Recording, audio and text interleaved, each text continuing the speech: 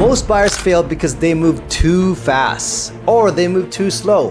And the crazy thing is, both mistakes can cost you hundreds of thousands of dollars. I've seen buyers wait 6 months for the perfect house and never buy anything. I've also seen buyers rush into a purchase and regret it almost immediately. The truth is, successful house hunting requires two completely opposite skills at the exact same time: patience and speed. Today I'm going to show you exactly what I mean. And stick around, because later in this video I'm going to give you 3 insider tactics that most buyers have never heard of. Things I've learned from years of doing this that can genuinely shift the leverage in your favor. Because after helping buyers across Seattle, Bellevue, Kirkland, Redmond, Woodinville, Sammamish, Issaquah, and the Eastside, I've noticed the buyers who consistently win are not necessarily the richest buyers. They're the buyers who know when to wait and when to move. Let's get into it. Real quick, if you're new here, I'm Jesse Aspuria with Compass Real Estate. I help buyers, sellers, and relocation clients throughout Seattle and the East Side. A lot of people actually find me through YouTube when they're thinking about moving here, buying their first home, or relocating from out of state. If that sounds like you, feel free to reach out anytime. My contact information is below. Alright, let's dive into it. The first mistake buyers make is believing every house is the one. It's not. In fact, most houses should be rejected. And I know that sounds strange coming from a real estate agent, but that's true. Patience is one of the most valuable skills a buyer can have. Here's the thing about this market right now.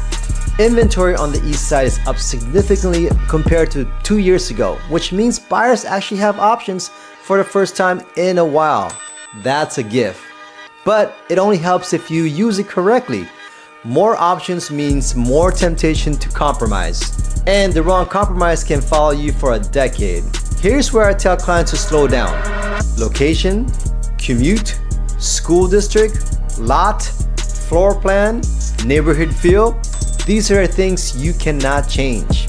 You can remodel kitchens, you can update bathrooms, you can paint walls. You cannot move the house. Here's a number I want you to think about. The average commute on the east side runs somewhere between 30 and 45 minutes each way. That's 250 hours a year if you're in the office 5 days a week. Over 5 years, that's over 1,200 hours of your life. The wrong location is not just inconvenient, it's expensive in time in a way most buyers never calculate before they sign. The wrong floor plan works the same way. If you have 3 kids and buy a house where the primary bedroom is on a different floor from the other bedrooms, you will notice that every single day. These decisions deserve patience. But here's where buyers get completely backwards. The moment they finally find the right house, most of them slow down. And that's exactly when they should be speeding up. When the right house appears, hesitation becomes expensive. Here's a data that should get your attention. Right now on the east side, well-priced single-family homes in strong school districts are still moving fast. We're talking 10 days or less in many cases. Even in a market with more inventory, buyers are looking at fewer homes but acting when the right one shows up. Less browsing, more intention. Across the region in 2025, 53% of homes sold within the first 10 days on the market. So while the overall market has more breathing room than it did 2 years ago, the best homes in the best locations are not sitting around waiting for you to think it over. The fastest buyers are usually the most prepared buyers. They've already done the patient work. They know their budget, they know their neighborhoods, they know their must-haves, they know their deal breakers. So when the right home shows up, they don't need 3 weeks to think about it. They already did their thinking. Now they can act. I've seen buyers lose homes because they wanted one more day, one more weekend, one more showing. Meanwhile, another buyer recognized the opportunity and moved, and that house is gone.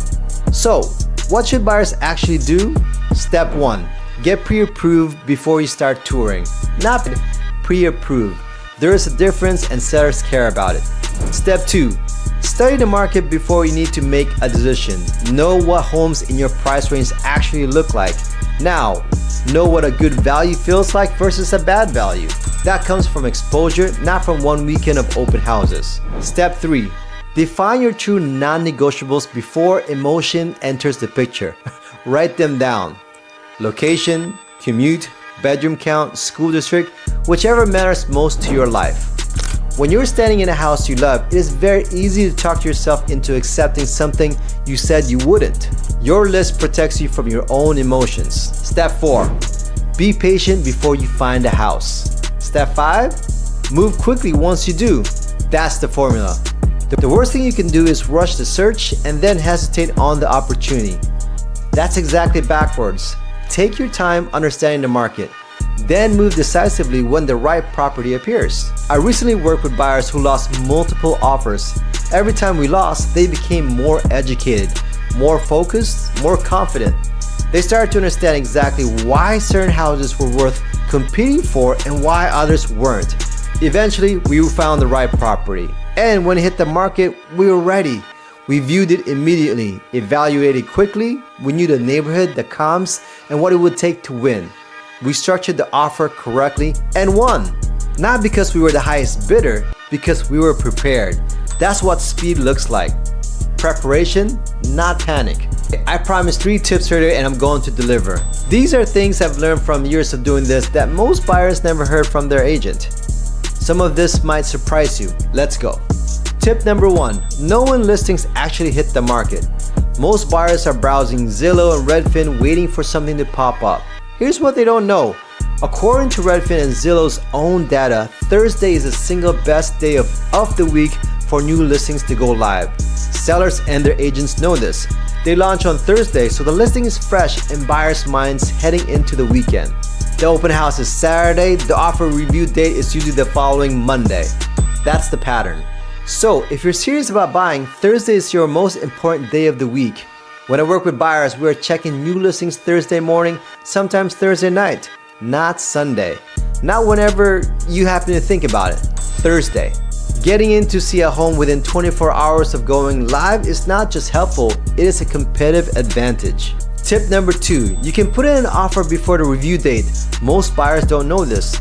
A lot of listings come with an offer review date. That's the date the seller says they will look at all offers together. But most buyers see that and think the game doesn't start until that day. That's a mistake. Here's what actually happens. Even with a review date, you can still submit an offer early, and the listing agent is legally required to present that offer to the seller. They have to.